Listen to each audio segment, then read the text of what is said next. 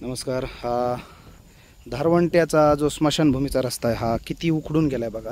आणि हे पलीकडे आपल्या अर्जुन तात्याचं जे शेत आहे त्याच्यामध्ये पूर्ण वाळू, या ऊस सपाट झालाय आणि वाळू झालेली सगळीकडे. आणि अजून एक दुर्दैवाची अशी गोष्ट आहे की इथं चालता येणार नाही इतकी परिस्थिती स्मशानभूमीकडे. आणि सांगायला अजून एक दुर्दैवी घटना आहे की आपली जी स्मशानभूमी आहे धारवंट्याची ती उखडून गेलेली. आजूबाजूची जी विहिरी आहेत त्या पण कदाचित गेलेल्या असणार आहेत, कारण स्मशानभूमी उकडू शकते तर त्या प्लेट्स का नाहीत. प्रचंड नुकसान आहे. त्याच्या बाजूला असलेले जे सौरपंप होते, जे पाट्या होत्या सौरच्या, त्या पण नष्ट झाल्यात. हा रस्ता आहे, हा रस्ता आहे. ह्या रस्त्याची दुर्दशा बघा. शेतीचं नुकसान आहे. इकडे जी कापूस आहे हा परसोभाऊच्या शेतातील हा पूर्ण झोपलेला आहे. पलीकडे मोसंब्यांचे नुकसान आहेत. तिकडं पलीकडे सदाफुले बांधवांच्या शेत आहेत, हो बांगदरे बांधव, इकडं पवार बांधव, इकडं जे आपल्या पुरी बांधवाचं घर आहे ते पण पाण्यात आहे. इकडं बाजीरावचं जे शेती, इकडं खाली मांगदारे परमेश्वरांना, अजून विलासपुरी, खाली भगवंता, त्या किती नावं घेऊ. सगळ्या शेतकऱ्यांचं, ढेरे बांधवांचं सगळ्या मोसंब्याचं नुकसान आहे. म्हणजे किती नावं घ्यावी तितकं प्रचंड नुकसान सध्या आपल्या धारवंट्यामध्ये झालं. आणि ही मोठी क्षती आहे बघा, न भरून येणारी गोष्ट आहे, पण आपण सावरलं पाहिजे. हे बघा, हे आपलं गाव आणि गावाच्या जी नदीकडची शेती आणि स्मशानभूमीचा रस्ता आहे हा बघा पूर्ण उखडून गेला आहे. याचा अंदाज घ्या. ही नदी वाहिली बरं का, इकडं ही नदी वाहिली, इकडं पूर्ण नदी वाहिली इकडं. आणि या सगळ्या गोष्टीमुळं शेतकऱ्यांच्या पिकांचं तर नुकसान झालं हो, पिकं गेले तर.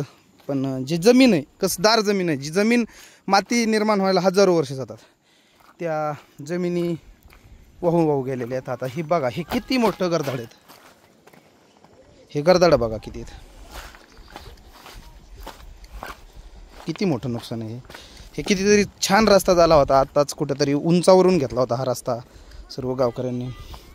हे बघा, हे बाळूकाकाची मोसंबी, त्यांच्या मोसंबीची ही दुरावस्था आहे. हे फळाचं लय नुकसान झालं ना तुमच्या. पण हे जे आहे ते, हे बघा, हे बाळूकाकाच्या शेतीचं प्रचंड नुकसान झालं. आणि ह्या बाजूला जो रस्ता आहे हा स्मशानभूमीकडचा आणि इकडच्या शेतकरी बांधवांच्या शेतीकडे जायचा रस्ता, ह्याची दुरावस्था बघा. ही दुरावस्था न भरून येणारी, प्रचंड नुकसान. शेत्या वाहून गेल्यात, सौरपंप वाहून गेलेत आणि अजून पण पाणी यांच्या शेतामध्ये तसंच आहे. बघा किती मोठाले खड्डे पडलेत आणि हे नुकसान प्रचंड आहे.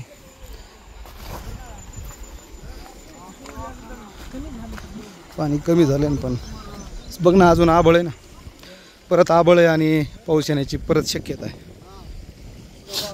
हे बघू शकताय तुम्ही, धारवंट्याच्या एकदम चिटकून पाणी गेलेलं आहे. इथून एकदम चिटकून पाणी सध्या पण वाहत आहे. आणि हे पाणी इकडून तळं जे म्हणत होतं, तळ्यातलं शेत, हे परमेश्वरांना जे शेत आहे हे पूर्ण ओसात आहे. आणि हे पूर्ण पश्चिमेकडून असं पाण्याचा प्रवाह या ठिकाणी आलेला आहे. खाली प्रचंड नुकसान झालेले शेतीचं.